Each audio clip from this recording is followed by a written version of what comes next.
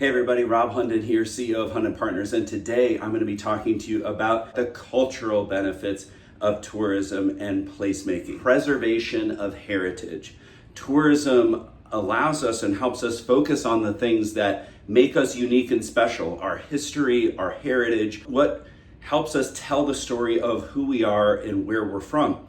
All those elements, those historic buildings, those places in time, those different people that existed at one time or another in our place are our cultural heritage, and tourism helps put a spotlight on that. A lot of times locals don't even know these things, but when they do, they're certainly proud to share it with others, and that's something that we can then use to induce tourism. And in fact, if we didn't have tourists to sort of show that information to, we may not put as much time and effort into that cultural heritage. Also, celebration of our local identity.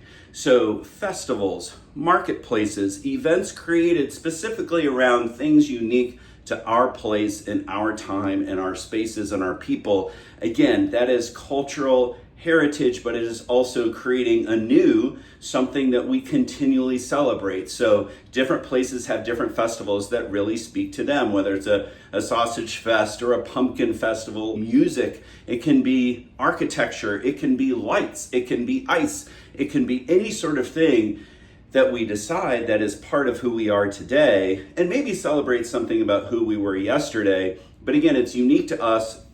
It helps fill in those often shoulder or low periods of weak demand where we can be sharing ourselves, our place with other people who may want to come and visit, and other people just may be visiting, like friends and family, over the holidays when usually tourism suffers, right? Any of those time periods, we can still be celebrating who we are, and tourism helps us do that, helps pay the bills for us, and celebrates that history. When managed well, tourism helps environmental protection. We talk about sustainability all the time. We need to sustain our places economically. We also want to sustain them and protect them and grow them in a smart way that allows us to preserve the natural habitat and environment that made a place special in the first place. But it also means preserving old buildings, preserving places where historic things happened, honoring those who came before us, maybe paying homage to those who suffered in a place. Preservation and sustainability really go hand in hand. So the natural environment, we want to preserve that. We may need to improve it. There are a lot of old rivers that were dumping grounds and lakes and streams and things like that that can be brought back to life. There are a lot of streams and lakes and creeks that were buried underground to get them out of the way, but when we bring them back up to the surface like they did in Greenville, South Carolina, it completely changes your downtown and makes it look like a state park or a national park. And that really helps local placemaking, and it's great for locals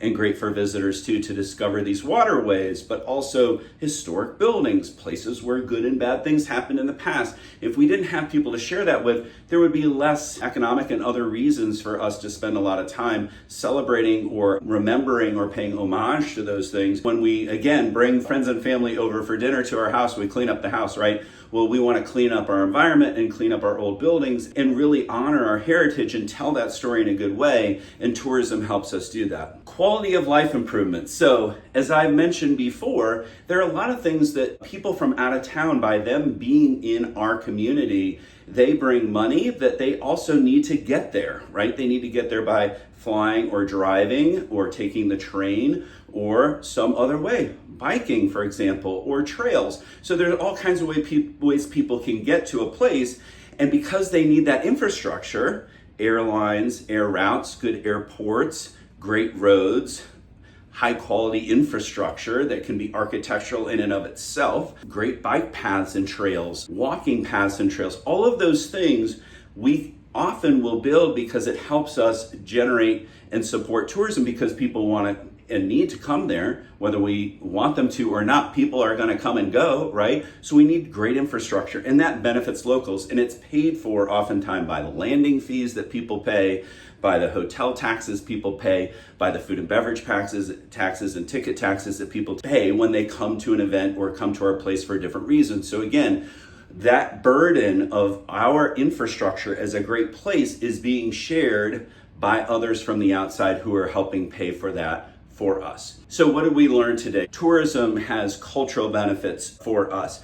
preservation of heritage, celebration of local identity, restoration projects, both buildings and the natural environment, and of course, sustainability practices so we can always be making sure that we are sustaining our great place and making it better for ourselves and our future generations. Those sustainability efforts are really, really critical, and tourism helps put a spotlight on those and ensures that we are being good stewards of our community. For today, those are the cultural benefits of tourism. Have a great day.